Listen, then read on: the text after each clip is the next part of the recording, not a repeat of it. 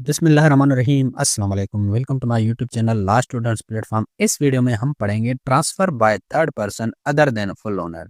Original owner के अलावा third person की तरफ से प्रॉपर्टी का ट्रांसफर करना। हम इसमें ऑस्टेंसिबल ओनर भी पढ़ेंगे। इसके रेलिवेंट सेक्शंस हैं सेक्शन 38, 41 एंड 43। अब ये इसकी आउटलाइन है। सेक्शन 6A एंड 43 के बीच रिलेशन क्या है वो भी समझेंगे। सेक्शन 38 कहता है transfer by a person authorised only certain circumstances.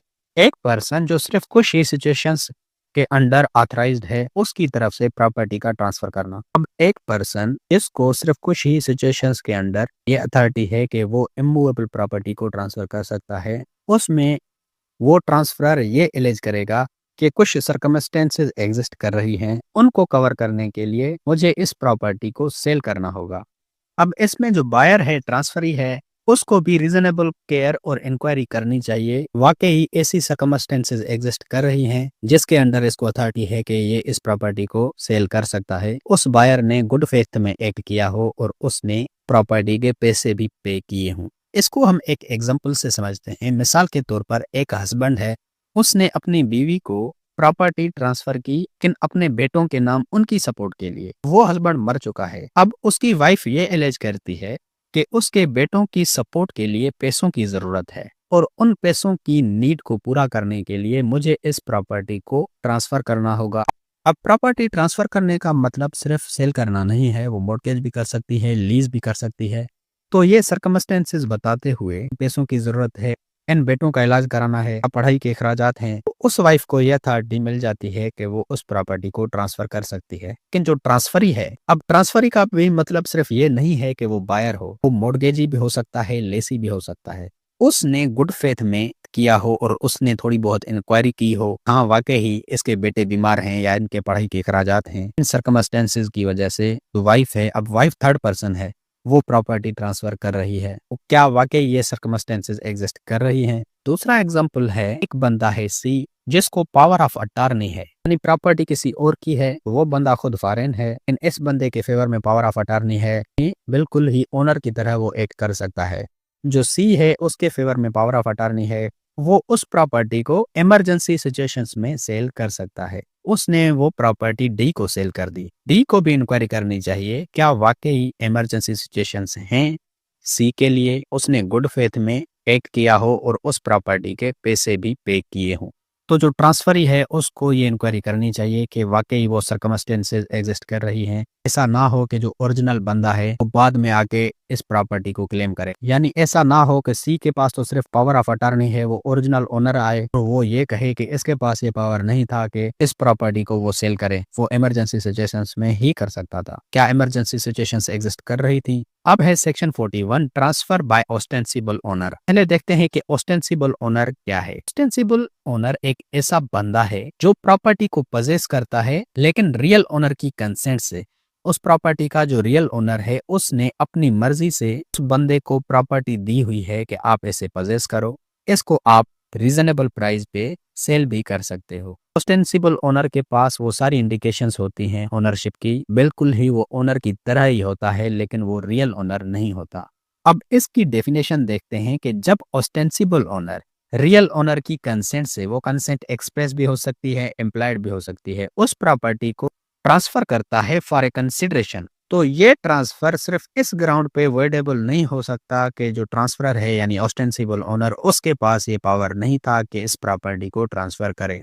Simply अगर मैं कहूं कि एक रियल ओनर ने एक बंदे को ऑस्टेंसिबल ओनर बना दिया अपनी कंसेंट से, वो कंसेंट एक्सप्रेस भी हो सकती है, इम्प्लाइड भी, वो इमूवेबल प्रॉपर्टी का ऑस्टेंसिबल ओनर है, उसने उस इमूवेबल प्रॉपर्टी को सेल कर दिया फॉर ए कंसिडरेशन, यानी पैसे भी लिए उस प्रॉपर्टी के। ये जो ट्रांसफर होगा ये वैलिड होगा सिर्फ इस ग्राउंड पे, बाद में जाके ये वर्डेबल नहीं हो सकता। रियल ओनर आए और वो ये कहे कि ऑस्टेंसिबल ओनर के पास तो ये पावर नहीं होता कि वो प्रॉपर्टी ट्रांसफर करे, तो इस ग्राउंड पे ये जो ट्रांसफर है ये वर्डेबल नहीं हो सकता, क्योंकि ऑस्टेंसिबल ओनर के पास ये पावर होता है कि वो प्रॉपर्टी को ट्रांसफर कर सकता है। रियल ओनर ये नहीं कह सकता कि हाँ ये ऑस्टेंसिबल ओनर तो है लेकिन इसके पास ये पावर नहीं है कि वो ट्रांसफर करे। इसका प्रोवाइजो ये कहता है कि जो ट्रांसफरी है यानी जो बायर है, ट्रांसफरी हमेशा बायर नहीं होता, लेसी भी हो सकता है, मॉर्गेजी भी हो सकता है। उसने गुड फेथ में एक्ट किया हो, रीजनेबल केयर और इन्वेस्टिगेशन की हो, वाकई ये बंदा ऑस्टेंसिबल ओनर है, उसने उस प्रॉपर्टी के पैसे पे किए हों, अब इसके हम एसेंशियल एलिमेंट्स को देखते हैं। जो ऑस्टेंसिबल ओनर हो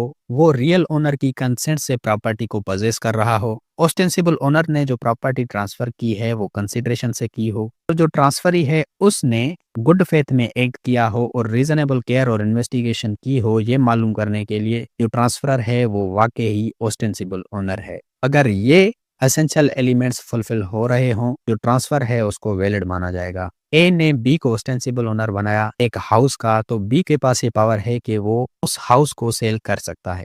इसको डॉक्ट्राइन ऑफ ऑस्टेंसिबल ओनर या डॉक्ट्राइन ऑफ होल्डिंग आउट भी कहा जाता है। तो अगर एग्जाम में doctrine of ostensible owner, doctrine of holding out पूछा जा रहा है तो उसमें भी आप यही लिख सकते हो। फिर है section 43, transfer by unauthorised person who subsequently acquires the interest in the property. एक बंदा जो प्रॉपर्टी ट्रांसफर कर रहा है वो अनऑथराइज्ड है, लेकिन बाद में उस बंदे को उस प्रॉपर्टी में इंटरेस्ट मिल जाता है, यानी प्रॉपर्टी उसको मिल जाती है। ये सेक्शन कहता है कि जब एक बंदा फ्रॉडुलेंटली ये जाहिर करे उसके पास ये अथॉरिटी है कि वो इस अनमूवेबल प्रॉपर्टी को ट्रांसफर कर सकता है और वो उस प्रॉपर्टी को ट्रांसफर करने का कॉन्ट्रैक्ट करता है। वो ओनर नहीं होता लेकिन ये जाहिर करता है कि मैं ओनर हूँ, उस प्रॉपर्टी को सेल करने का कॉन्ट्रैक्ट कर देता है। बाद में हकीकत में भी उसको वो प्रॉपर्टी मिल जाती है। ट्रांसफरी है यानी जो बायर है उसके पास ये राइट आ जाता है कि वो प्रॉपर्टी को रिसीव कर सकता है अगर उनके बीच जो कॉन्ट्रैक्ट हुआ था वो अभी तक सबसिस्ट कर रहा है। अब मिसाल के तौर पर एक बंदा है ए, वो ये कहता है कि मैं इस प्रॉपर्टी का ओनर हूँ, लेकिन एक्चुअली वो ओनर नहीं होता। अब ए उस प्रॉपर्टी को सेल करने का कॉन्ट्रैक्ट करता है बी के साथ। अब बाद में वो प्रॉपर्टी ए को हकीकत में भी मिल जाती है इनहेरिटेंस के जरिए। यानी एक घर था वो ए के बाप का था, ए अभी तक उसका ओनर नहीं था। ए ये जाहिर करता है कि मैं ओनर हूँ, वो बी के साथ कॉन्ट्रैक्ट करता है उस घर को सेल करने का। उनके बीच जो कॉन्ट्रैक्ट होता है उसके बाद ए का जो बाप है वो मर जाता है, इनहेरिटेंस के जरिए वो प्रॉपर्टी ए को मिल जाती है। तो अगर ए और बी के बीच में अभी तक वो कॉन्ट्रैक्ट चल रहा है, कैंसिल नहीं हुआ, ए को वो प्रॉपर्टी ट्रांसफर करनी होगी बी को। इसका प्रोवाइजो ये कहता है कि जो ट्रांसफरी है यानी जो बी है उसने गुड फेथ में एक्ट किया हो, उसने पैसे पे किए हों, उसको कोई भी इस बात का पता ना हो कॉन्ट्रैक्ट करते वक्त तो ए है वो फ्रॉड है और उसके पास कोई भी अथॉरिटी नहीं है इस प्रॉपर्टी को सेल करने की। ये जो सेक्शन है ये डॉक्ट्राइन ऑफ एस्टॉपेल पे बेस करता है। एस्टॉपेल ये कहता है कि अगर एक बंदे ने कोई जबान दी है तो उसको उस पे कायम रहना चाहिए। अब हमने जैसे सेक्शन 6 का क्लास ए पढ़ा था, वो ये कहता है कि जब एक बंदे के पास प्रॉपर्टी हासिल करने का सिर्फ चांस हो तो वो उस प्रॉपर्टी को ट्रांसफर नहीं कर सकता। मिसाल के तौर पर एक बंदा है ए, वो कहता है कि मुझे मेरे फादर की जो प्रॉपर्टी है वो विल के जरिए मिलनी है, अभी तक उसको मिली नहीं, सिर्फ चांस है वो प्रॉपर्टी उसको मिलेगी। इस सिचुएशन में ए है वो प्रॉपर्टी ट्रांसफर नहीं कर सकता। सेक्शन 6 का क्लास ए ये कहता है कि अगर किसी बंदे को चांस ऑफ गेटिंग प्रॉपर्टी है वो ट्रांसफर नहीं कर सकता। लेकिन सेक्शन 43 कहता है अगर एक बंदे ने फ्रॉडुलेंटली ये शो किया है उसका ओनर है लेकिन अभी तक ओनर नहीं और उसको वो ट्रांसफर करता है और बाद में उसको प्रॉपर्टी मिलती है तो वो ट्रांसफर कर सकता है। तो ये चीज कैसे है? तो सेक्शन 6 ए है तो ये कहता है अगर एक बंदे को चांस ऑफ गेटिंग प्रॉपर्टी है तो वो ट्रांसफर नहीं कर सकता। लेकिन सेक्शन 43 एक टाइप की एक्सेप्शन है। सेक्शन 6 ए तो ये कहता है कि वो ट्रांसफर नहीं कर सकता। एक्सेप्शन ये कहती है लेकिन अगर उसने ये शो किया हुआ है, ओनर है, उसने कॉन्ट्रैक्ट किया हुआ है, बाद में एक्चुअली उसको प्रॉपर्टी मिली है, उसको जरूर ट्रांसफर करनी चाहिए। तो दोस्तों ये था हमारा आज का टॉपिक। उम्मीद है कि आपका कंसेप्ट क्लियर हो गया होगा। रिक्वेस्ट एक ही करूंगा कि एक छोटा सा कोई सा भी कमेंट लाजमी कर दो। ट्रांसफर ऑफ प्रॉपर्टी के दूसरे वीडियोस देखने के लिए आप मेरे चैनल की प्लेलिस्ट विजिट कर सकते हो और अगर आपको ट्रांसफर ऑफ प्रॉपर्टी की नोट्स चाहिए तो उसकी लिंक आपको डिस्क्रिप्शन से मिल जाएगी।